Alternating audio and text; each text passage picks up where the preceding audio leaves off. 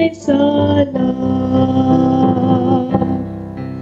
Di ko madalumat ang dahilan, kamatayan niya't muling pagkabuhay para sa tulad kong makasalanan hamak. Sinagip niya akong may sala.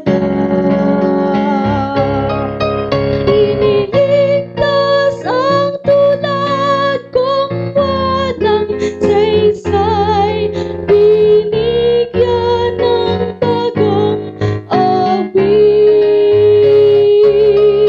Mahirap tanggapin, ngunit ngayon'y aking papurihan si Kristo Jesus. Jesus, sinagip niya akong may sala. Oh, sinagip niya akong may sala. Luklukay nilisan kanyang kaharian, sinagip niya akong may sala. Luklukay nilisan kanyang kaharian, sinagip niya akong may sala.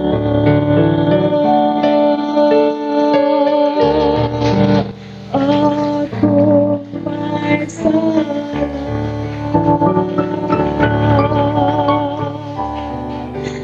Akong may sala.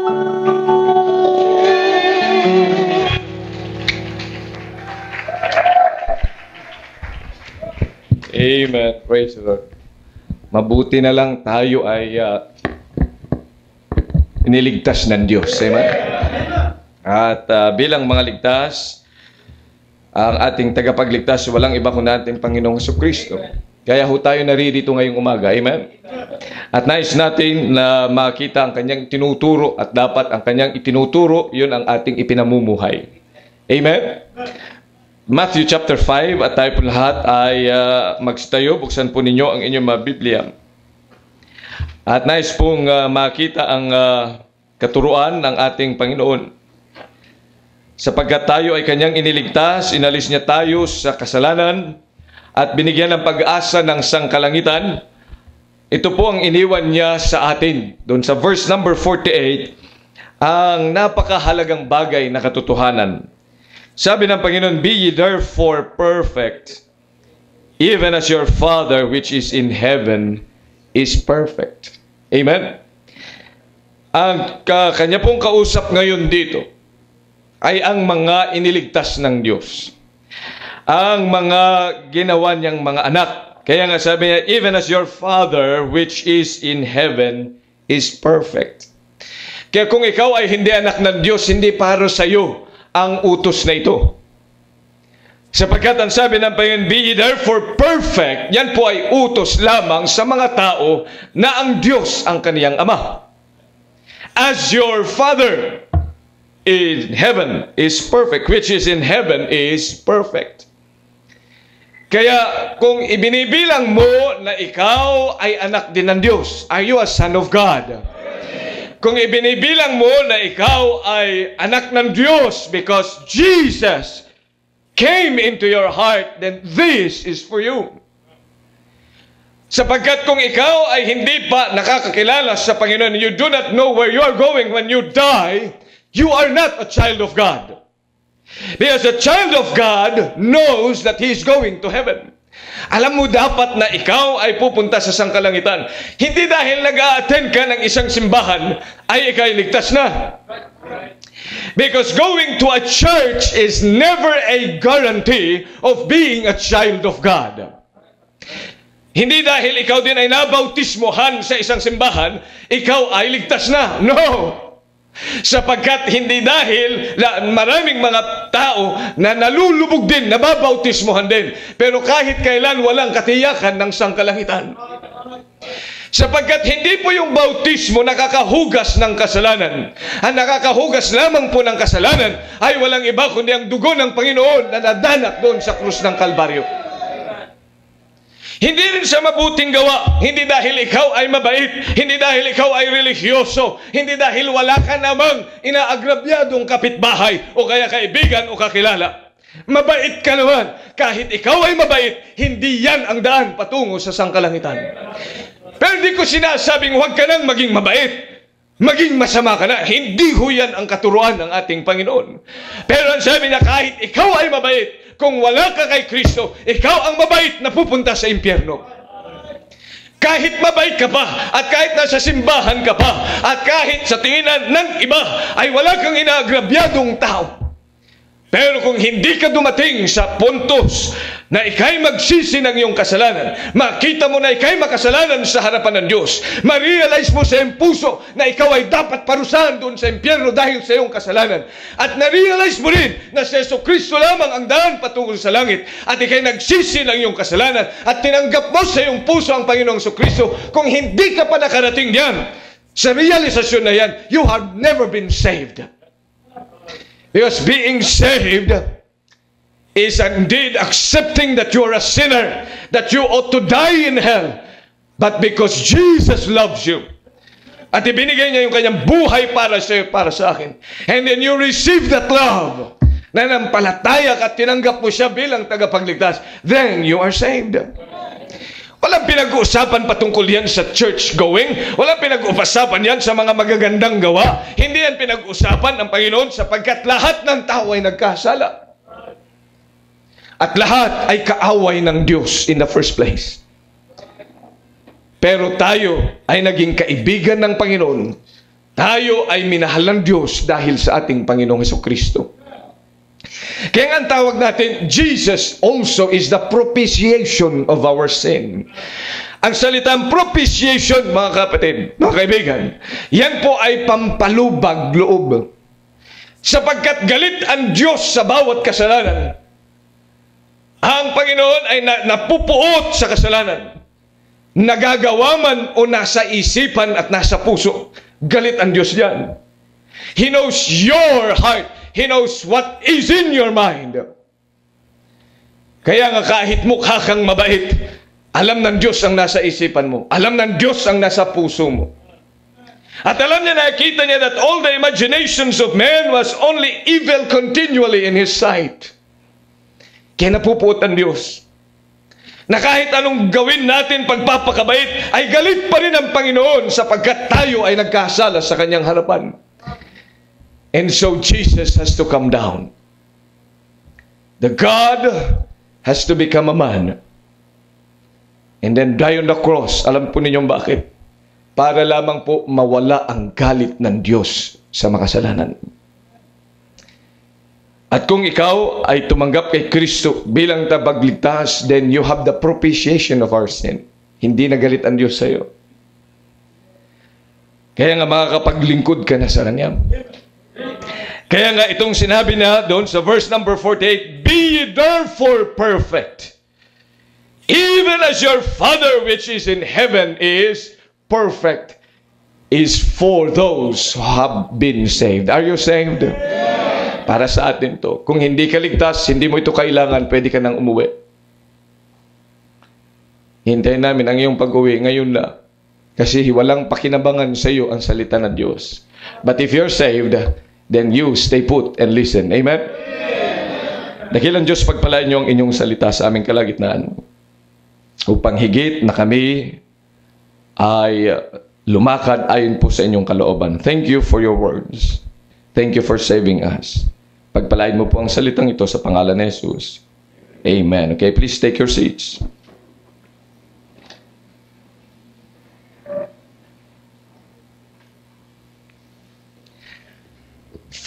Four things that I'd like us to understand about this dictum of our Savior, "Be ye therefore perfect, even as your Father which is in heaven is perfect."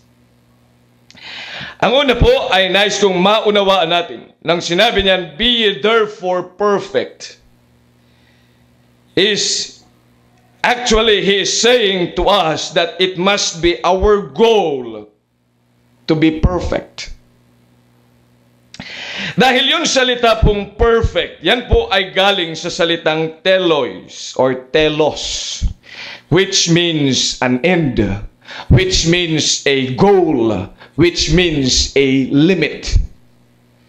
Kaya nung sinabi ng Panginoon, "Be ye therefore perfect," ay sinasabi niya na dapat ang goal mo bilang kanyang anak ay marating mo yung bagay na yan. As your Father is perfect. You see, He uses the verse or the words to clarify that perfect is in the sense of a relative perfection between an adult compared with a child. Ibig sabihin niyan ay kinakailangan maunawa natin that there is an adult, a perfect one, and there is a child who is an immature. Kaya nga kung ikaw ay anak ng Diyos, you come into the stages of life.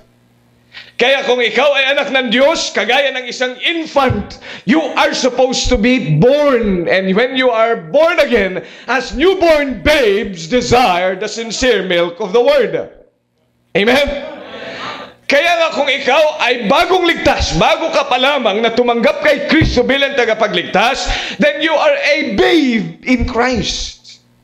Ikaw ay bata sa pananampalataya. Ibig sabihin, marami ka pang dapat na malaman patungkol sa Panginoon. Kaya nga, bilang bata, maraming imperfection. Maraming mga ginagawa, marahil nagsasalita, pero hindi mo maintindihan. Marahil gusto mong gawin, pero yan ay masama, na hindi mo rin nalalaman. You know, when you become a curious, nagiging curious yung mga bata. Noong 2 years old, 3 years old yan si Martha at saka si Kizel. Magkaiba sila ng naisin sa buhay. Si Kizel, si Maris, nakikita namin suot-suot niya yung sandalyas ng kanyang nanay. Yung kanyang high heel. Tapos kukuhanin yung lipstick at yun ang nililipstick. Si Kizel ay 2 or 3 years old, ang kanya namang hawak-hawak ni sinusuot yung aking rubber shoes. Basta makakita siya ng rubber shoes yung ngayon gagawin. Pag nakikita siya ng dolls, yan ay kanyang tinatanggalan ng leeg, tinatanggalan ng kamay. So yan 2 years old, pero yan ay mga bata. You see, na they're curious about things. Pero habang sila ay lumalaki, may kita natin the objective is that they become an adult. Amen? Kaya nga ho, ang isang mananampalataya nung sabihin ng Panginoon, "Be ye perfect as God is perfect," He's telling us, dapat pag ikaw nga ay anak ng Diyos, dapat ikay lumalago. Hindi ka dapat na nananatili na baby. O nakakatuwa kung minsan ang baby, masarap talagang hawakan, masarap yan amuyin kahit umaga. Walang bad breath, no? Pero habang lumalaki, ayaw mo na siyang amuyin. Lalo na pag nagtatalon na dyan sa kalsada. Pag lumapit sa'yo, maligo ka muna. Ayaw natin sa kanya. May kita natin, pero tingnan niyo, kapag ang baby 10 years na ay dumidede pa, ay parang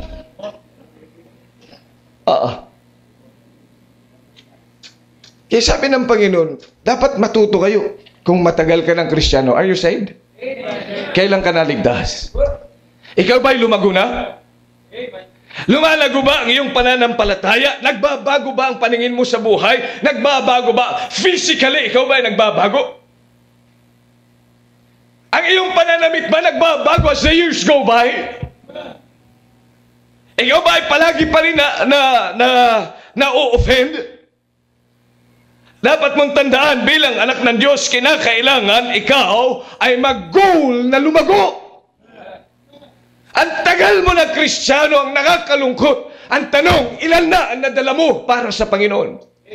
You know, when you are an adult, you are supposed to be procreating. You are supposed to be producing. Kaya nga nag-aasawa ang adult. Pag elementarya, hindi mo pag-aasawa, hindi mo yan ipapakasal. Lalo na pag high school. Amen. Pero pagdating nila ng professional level, gusto mo siya mag-asawa na, at ngayon utay-utay nagtatayo ng pamilya, makikita mo na yung kanyang kamukha. Makikita mo na yung kaparehong-kapare. Parang yung aking anak yan, ng mama mo nuno. Makikita na ng mga lolo, lola. Because they are capable of producing. Pero ang tanong, ikaw, matagal ka ng Kristiyano, ilan na na-produce mo rin Kristyan? Ilan na nabahaginan mo na salita ng Diyos? Ang tagal-tagal mo na. Ilan ng verses ang alam mo? Dada, di, dodo pa rin bang alam mo? Dada, mama, yun pa rin ang alam mo. Kung meron ka ng na memorya na iba't ibang mga verses na magagamit mo, lumalago ka ba? O wala kang paglago? Ito sabi ng Panginoon, be ye therefore perfect as your Father in heaven is perfect. Amen. Dati-dati, pag ikay nakakinig ng salita ng Diyos, patulog-tulog. Hanggang ngayon ba, patulog-tulog ka pa rin? Pag nagpe-preach na, ay inip ka na, parang bata. Nakikita na kayo ng bata. Alam niyo kung bakit may nursery? Ilang oras sila nagtuturuan sa nursery? Hello, mic test. Pag tinuturuan mo nursery, 5 minutes, mamaya, jittery na sila. Nakikita mo na, isang Kristiyano, tagal-tagal na, nagsasabi siya ay ligtas. Nag-uumpisa pa lang ng introduction, jittery na siya. Masakit na yung puwet niya. Wala na, hindi mo na alam kung nasaan yung kanyang isipan. Hindi siya adult. Batang-bata pa. Hindi makatagal saan? Sa pakikinig ng salita ng Diyos. Hindi makatagal magbasa ng salita ng Diyos. Tutulugan niya ang salita ng Diyos o kaya lalabas-labas siya. Kasi bata pa. Hello? Pero kung ikay matagal ng Kristiyano, biro mo 3 taon ka na naligtas. Kinaiinipan mo pa rin makinig ng salita ng Diyos. Ay para kang baby na may nakasaplot pa ng lampin. May lampin ka pa. Tingnan po ninyo mga kapatid, yung mga katabi nyo, baka may lampin pa yan. O baka nga wala nga siyang suot na lampin, maihiang ka pa. Biro mo yan. Kaya kinakailangan bilang mga anak ng Diyos, matutunan natin ang ating goal is to mature. Ang sabi ng Panginoon sa 2 Peter chapter 1 verse number 5. Look at your Bibles. 2 Peter chapter 1 verse number 5. And beside this, giving all diligence, add to your faith virtue. Dagdagan mo yung iyong pananampalataya ng mga bagay na magaganda. Virtue. And to virtue, knowledge. Dapat matutunan kayo. Meron ka ring malalamang galing sa salita ng Diyos na dadagdagan ang kaunawaan mo patungkol sa salita ng Diyos. Ang nakakalungkot, ang tagal mo ng Kristiyano, pero mas marami ka pang alam patungkol sa mga artista, patungkol sa mga worldliness, kesa sa salita ng Diyos. Temperance. And to temperance, patience. And to patience, godliness. And godliness, brotherly kindness. And brotherly kindness, charity. Ito dapat nadadagdag year after year. Habang ikay nagtatagal, ay nadadagdagan ka ng iyong growth bilang isang mananampalataya. Because Jesus said, be ye therefore perfect, as your Father in heaven is perfect. It's really growing to maturity. Kaya nga, paano ang isang tao lumalago? Tingnan po niyo sa Ephesians chapter number 4. Ephesians chapter 4. Verse number 12 and 13. If you are there, please say aloud, amen. Basahin po natin, verses 12 and 13.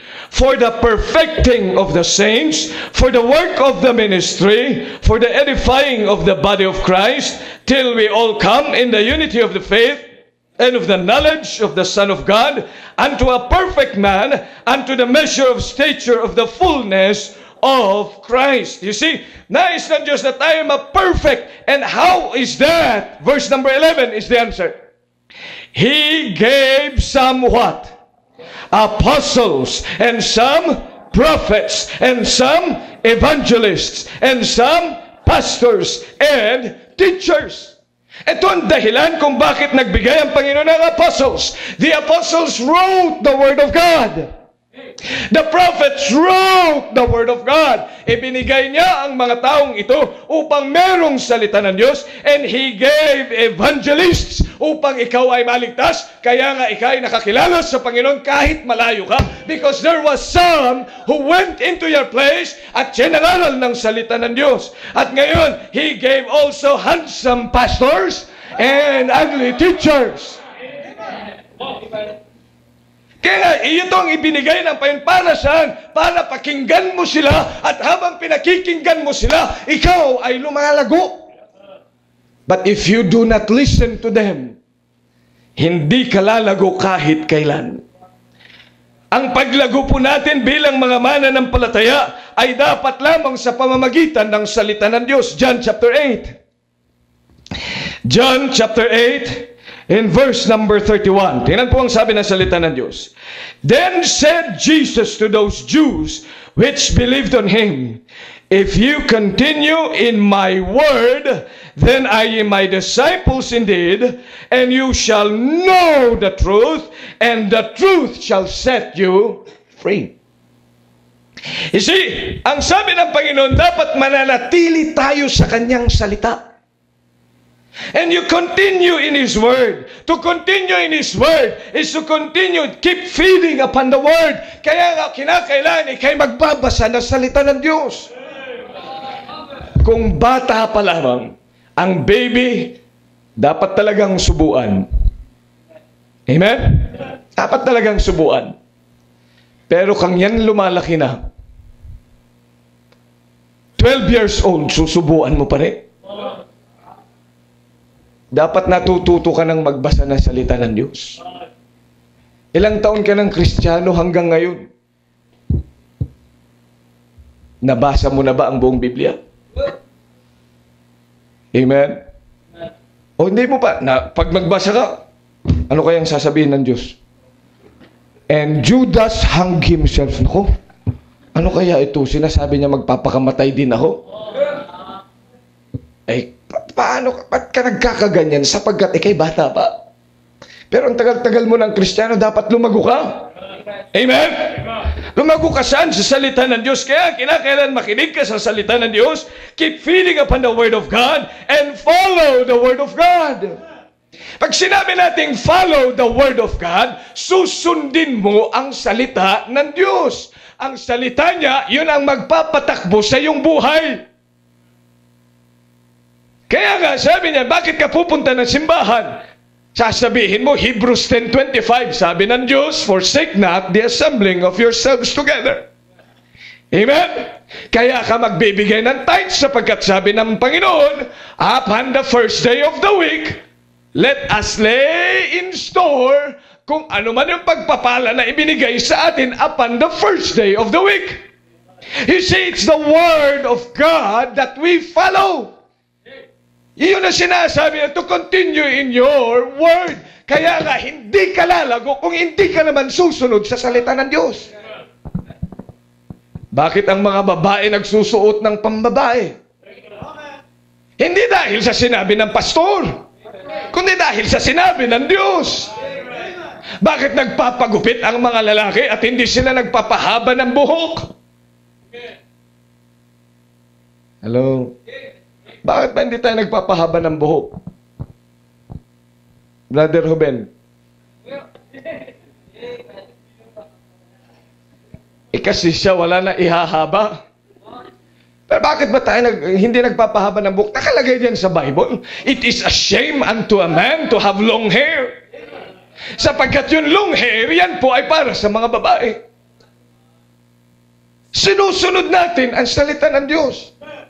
Kaya nga tayo a-attend mamayang hapon, amen? Kasi sinusunod natin ang salita ng Diyos. Kung hindi ka a-attend, edi sinusuway mo ang salita ng Diyos. Patunayan natin. John chapter 19. John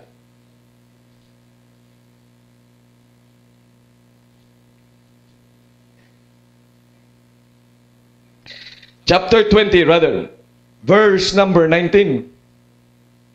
Pakibasa po ng lahat. Everybody, verse 19. Ready, go. Andali. The same day at evening. So ano yung evening? Gabi, ano? Gabi ho ba ang evening sa atin? Okay. Naintindihan ba natin evening? Gabi pala, no? Gabi. Okay. Ano sabi? Being the... Ano nga ho yan? First day of the week. Ano ho ang first day? Sunday. So ngayon yun, ano? First day of the week ngayon. Amen? So sabi niya, at evening. So mamayang hapon, tama? Hanggang gabi, tama? Amen. Hello, salita to ng... Hindi ko salita yan, salita ng Panginoon. Anong ginawa ng Panginoon? When the doors were shut, where the disciples were, ano yung word? Assembled. Ano ang ibig sabihin ng assembled? Pagtitipon. Tama? Nagkatipon. Nag-assemble. Ibig sabihin, nag-church. Amen. Oh. And then, ano sabi niya? Came who? Jesus. And stood in the midst and saith unto them, Peace be with you. So, sino dumating? Ang Panginoong Jesucristo. So, dumadating siya pag linggo ng gabi. Amen? Hapon. Praise the Lord. At anong sabi niya? Peace be with you. Tanong, yung mga wala doon, may peace be with you? Kaya pala away kayo ng away. Kaya nagkakagulong buhay mo eh. Wala kang salita ng Diyos. Hello, my test. Hindi ko ho salita yan. I love you in the Lord. You came for the Word of God. Amen? Sabi ng Panginoon, be ye therefore perfect. Kailangan lumago ka. Dati-dati, nakakatuwa ang isang couple, sabi nila, gusto po namin maging Sunday afternoon Christian na rin, hindi lang morning. At nagsisikap sila, araw ng linggo, nandiyan sila ng hapon na, I'm thankful that our prayers are being answered. Sapagkat nais nilang sumunod sa salita ng Diyos dahil nais nila na mag-grow, na sila ay maging perfect as the Lord tells them to be perfect. Hello? Amen? Nakasimangot na yung ibang ngiti naman dyan, ho. Dadagdagan ko pa yan. O sige na, second point. So, paano ang paglago? We ought to listen to the man of God. We ought to feed upon the Word of God. We ought to follow the Word of God. And then he said, be ye therefore perfect. Actually, he's saying that lahat ng iyong mga ginagawa of holiness must be consistently and be done regularly. Hindi yung paimbabaw, hindi yung occasional, kundi ito'y maging regular na iyong ginagawa. Di ba? Marami sa atin. Kaya nga, hindi perfect kasi occasional. Tingnan niyo ang salita ng Diyos. The word perfect means complete. The word perfect means finished. Kaya nga, if it is applied to a mechanism, complete in its parts. Lahat ng mga bahagi naroon. if it is applied to people, it refers to the completeness of parts. Wala hong defective sa kanyang buhay. Kagaya ni Job. Job was called a perfect and upright man. Bakit siya naging perfect? Wala ba siyang kasalanan? No! Hindi dahil sa wala siyang kasalanan. Na he is sinless? No! Because perfection is not being sinless. Perfection is being consistent and regular. Bakit ito? Bilang isang prinsipe, he was upright. Bilang isang tatay, he was upright. Bilang isang mamamayan, he is upright. At bilang tagapagtaguyod sa mga mahihirap, he was upright. Sa lahat ng lugar na kanyang pinuntahan at sa lahat ng klase ng tao, hindi siya nagbago. Kung minsan tayo pabago-bago. Pagbata, matapang. Pag matanda na kausap, wala na yung katapangan. Pag mahirap, pag kumatok sa bahay, magandang umaga ho. Ako po si... Pero pag meron ng kotse, pasensya na po kung kami ay nakakaabala. Ang perfect, yan ay, may kita mo, all points, pareho siya. Hindi siya nagbabago, hindi siya hunyango. Amen? Hindi siya pabago-bago. He was consistent everywhere. Kaya nga maging ang Panginoon sabi niya, alam niyo, maging religious ka, not only outwardly. Kaya ano sabi niya sa verse number 22? Matthew chapter 5, verse number 22. Look at your Bibles.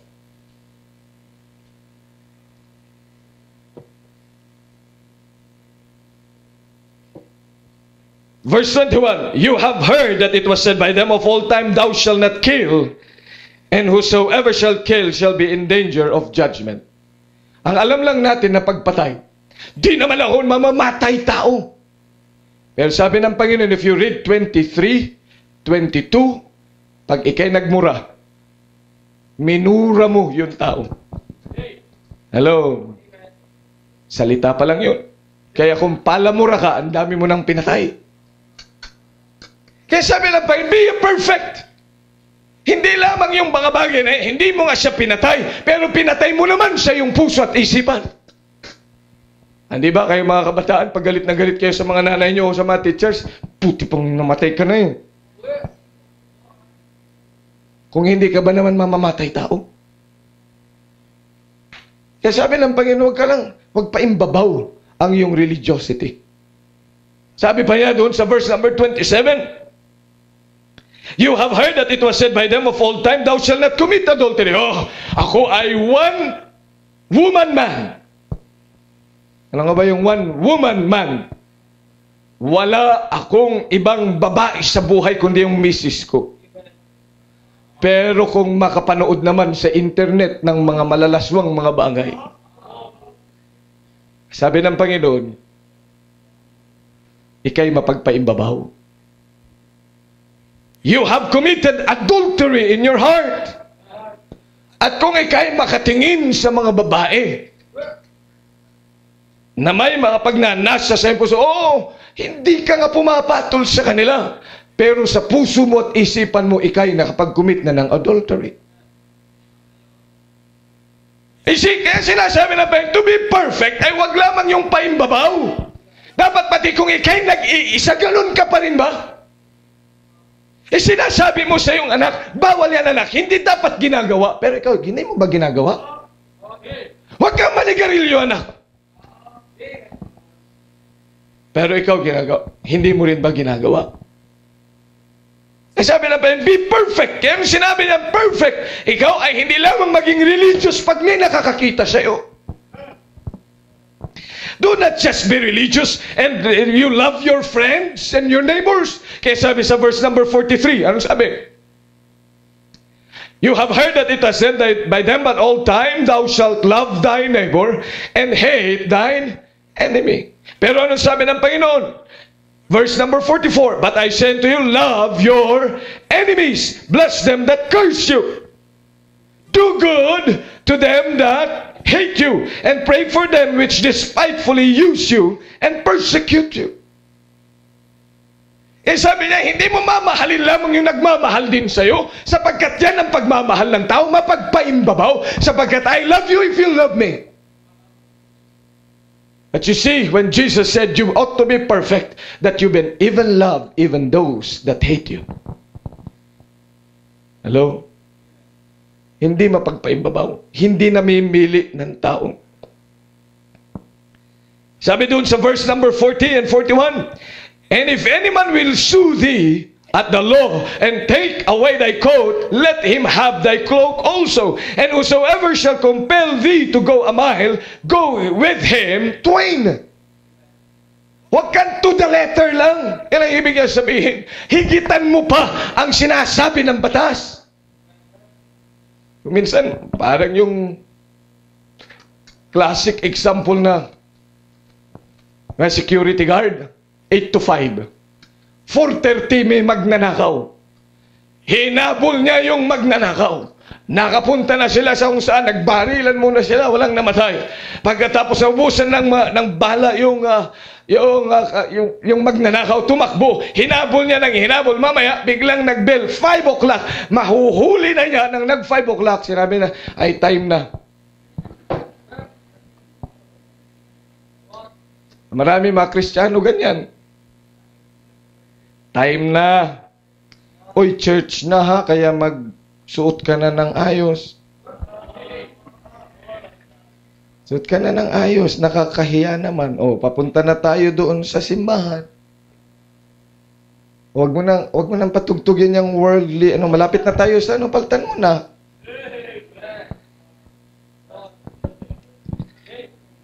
Mapagpaimbabaw na religion.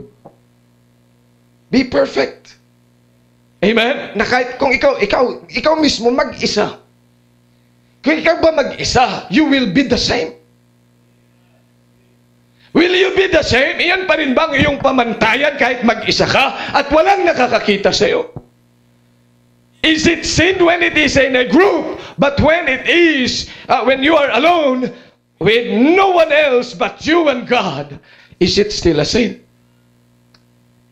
Eh sabi ng Panginoon, be ye therefore perfect means be consistent and be regular. To be regular means, yun na yung buhay mo. Hindi nagpapakitang tao. It's your life. Na kahit abutan ka pa at sino pang makakita sa'yo, you are still the same person. Minsan nga ang mga nahuhuli mo yan pwede pong makikiihi sa inyo. Alam nyo, ang pinakamalinis dapat sa tahanan ay ang CR at ang kitchen, ang lababo. Okay. Bakit ho? Sapagkat doon tayo kumakain at doon din tayo nako-comfort. Dapat regularly you clean. Amen? Kung merong pupunta sa iyo, pagkatapos tsaka ka lang maglilinis, maglinis ka at may bisita tayo. Hindi yun regular. Ang tawag dyan, occasional. Amen? Maglilinis ka lang kapag may bisita. Mag-aayos ka lang parang, ba't di ka na naman nag-toothbrush? Hindi po ako lalabas Aligo ka na! Wala pong pasok ngayon. Pag may pasok lang, tsaka kaliligo.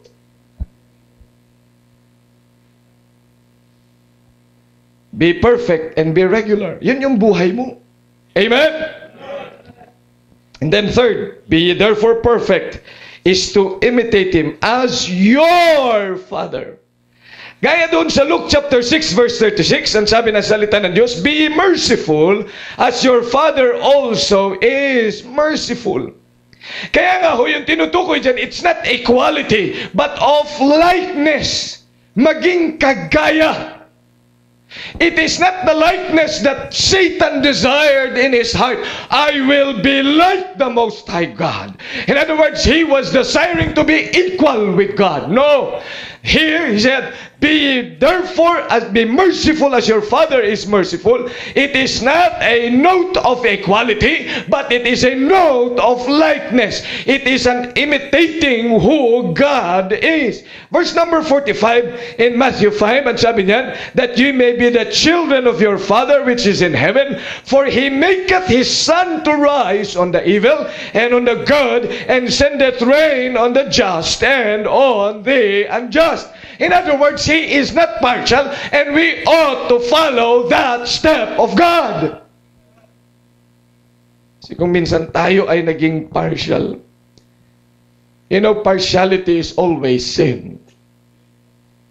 Sa iba, napaghahabaan mo ang pisi. Pero sa iba naman ay maiksi ang iyong pisi. Hindi ba yan partiality? And partiality is a sin. Saan yan makukuha? James chapter 2, verse number 9. James chapter 2, verse number 9. At sabi na salita ng Diyos, but if you have respect to persons, you commit sin and are convinced of the law as transgressors. Hello? Kaya nga dapat, let us give due honor unto whom honor is due. Let us not be partial. And number 4, when God said, be ye therefore perfect as your Father is perfect, it is actually acknowledging the power of God and acknowledging the living God and abhorring idolatry. Tingnan po ninyo doon sa Deuteronomy chapter 18. In verse number 13. And it came to pass on the morrow that Moses sat to judge the people, and the people stood by Moses. Deuteronomy, I'm sorry, that's Exodus. Deuteronomy 18, verse 13. Thou shalt be perfect with the Lord thy God. You see, ito na naman, ito yung sense by which when Jesus said, be therefore perfect as your Father in heaven is perfect. Dito sa Deuteronomy, thou shalt be perfect with that Lord thy God.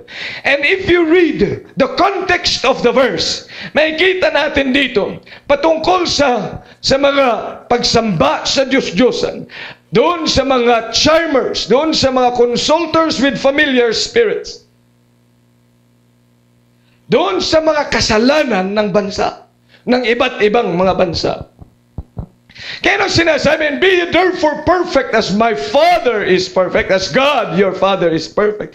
He's telling us that God is a perfect one and that God is a living one. Kaya nga kinakailangan, dapat ay layuan natin an any form of idolatry. What is idolatry? They are not true. Idols are not true. Idols are not even true representative of the truth.